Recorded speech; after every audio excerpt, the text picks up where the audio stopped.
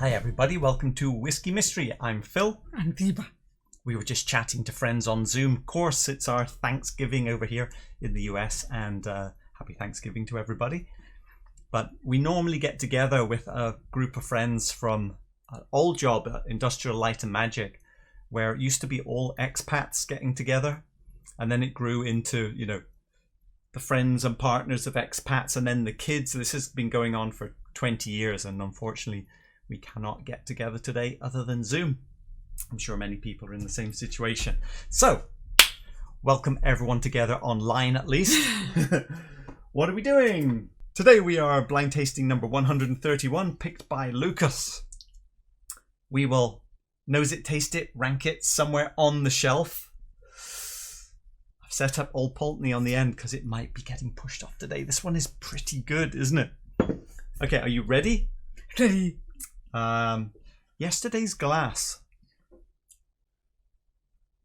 Sweet, but nothing phenolic. Sweet, zero. Yeah.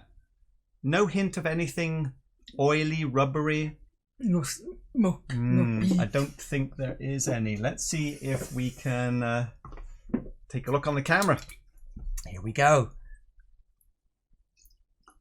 Yes, I have forgotten the timer, haven't I? I have forgotten the timer. For the next 12 minutes, we will be working on this whiskey. Big bubbles, no troubles. Let's see, 50%. No, I think it's higher than that. 56%. Oh yeah, that's more like it. Oh, could be higher, could be. It's not sherry colour, I don't think. But you know, if a whiskey is vatted with a bit of sherry and a bit of ex-bourbon, it can be. Now, we've called it Crème Brûlée oil because it really is a sweet dessert type of a whiskey. A very caramelized banana, pineapple, spicy cake with a chocolate bits over it. Caramelized banana, rum, pineapple, sponge cake. That's a lot of sweet stuff. Even garlic syrup flavors. Yeah, it's like sweet cereal cornflakes. Oh, hang on. The one with water in is quite different though. Oh, it's actually almost smoky. Smoky? I don't know, I need to be It's careful. very mountain on top of the mountains. I see Tony Evans is saying, watch out, it could be Springbank local barley. I hope not. Don't think so. There's nothing, actually it doesn't have any of those kind of farmy barn I don't know, cheese flavour. But the one with the water has quite a bit more of a sort of a pineapple nectarine to it. And the one without water is slightly more nutty oil, deeper. Oh yeah, nuts type of oil. And also it's actually glazed with the vanilla. Glazed vanilla. Everything's a bit like it's caramelized. Not quite as sweet as I was expecting from yesterday's memory. Of that with water. Not free because I'm not too much sweet, so it's perfect. Okay, let's have a sip. Out. I'm going to sip on full strength. Actually, let me go back to the nose now. It's not exactly herbal. There's a little touch of oakiness about it, but nothing really green leaf, if that makes sense. But in a sweet way. Now, it does have a touch of that vanilla chocolate powder, so maybe it's more ex-bourbon. Or it's sort of lemony, briny, sugary. I'm not sure if it's briny for me, but it's also not... Well, the briny is at the bottom. It's not quite as sweet. I mean, it is... No, okay. This is still a very sweet whiskey. And he got very unified. It's very unified, yeah. It's not like, you know, when we've tasted things like the Longrow and you get all these sort of different experiences. The flavor journey of this is sort of one big smooth integrated experience, but it is long, and it is... I think 18 years. I think it could be 15, older. 18. Because you could be older, 18. Well, ABV not that strong. That was 55 to 57. it doesn't taste as strong as the bubbles suggest. It could be higher. But it's oily. Let me go to the painting. I'm going to go to the painting for a bit, see if we can get a few more notes out of it. I mean, the pepperiness is very slight, but I might add a little more on top. But this is kind of golden cereal, caramelized vanilla, a little puffs of chocolate powder, and maybe a little bit of oakiness. But it is also delicious. Are you ready for a comparison? Yes. Right. Better or worse? Oh, it's sharp. Yeah. But aggressive. That is the Glenallachie 19-year-old. No, this seems sort of soft and Yeah. more mellow. It's funny, I thought it was complex until I've gone to those two. And now, it's very simple. now it's getting simpler, but it doesn't seem younger. It seems a lot simpler now, doesn't it? Mm.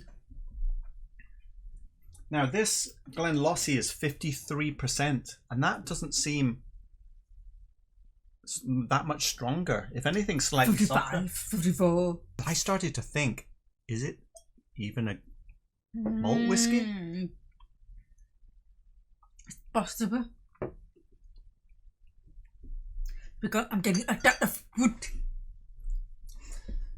We've had very few grain whiskies. We've had a few samples, a few sips in some Scottish whiskey shops.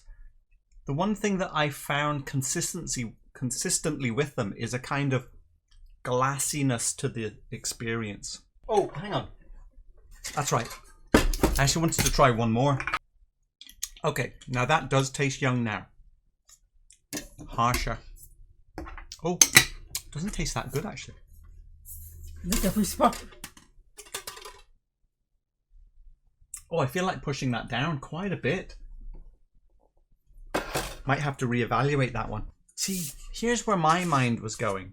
I was thinking, oh, time is up. I was thinking, where's our close-up cam? We have this Cameron Bridge, which is 27-year-old grain. We have this Glenburgie, which could be sweet, maybe. Actually, we have two Glenburgies because this is from our Cadenhead's warehouse tasting. So I'll go for this one. 14 into, yeah. So we both think it's old. And this Cameron Bridge single grain is from a refill butt. It's definitely on the shelf. It's quite simple. There's nothing complicated. It's not scientific. Would you rather have your Jura 24 though? You like that one a lot. The Longrow, I'm just looking down the list. Deanson. 24 is this. They're not giving me silent. It's like come on, Ashleen. Yeah, I think it could be. Maybe it's mid-lower shelf now. It is time for the reveal. Here we go. It is. Oh, you know, I suddenly looked at the tape and I thought that's old tape, and these are both relatively new. I think. Oh no. It is 51%. I think it's hard to tell. Hang on, let's just keep going. It's a no age statement. Get your guesses in. So that means very, yeah. But it's simple. How much would you pay for it? Well, it was a no age statement.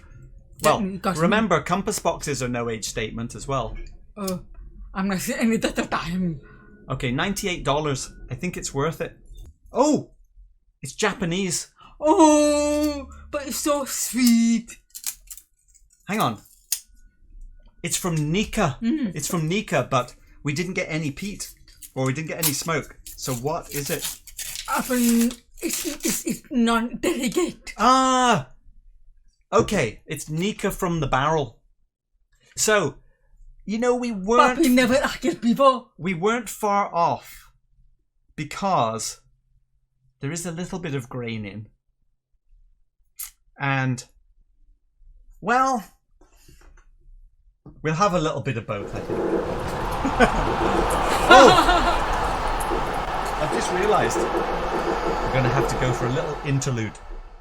Send it down. There it is. Nikka from the barrel. Now, I know in the UK this is sold as a 50cl bottle. In the US it's $7.50, $89 plus taxes. But it is for the 750, so bear that in mind. I'm surprised. I'm impressed. 51.4, yeah. So Nikka.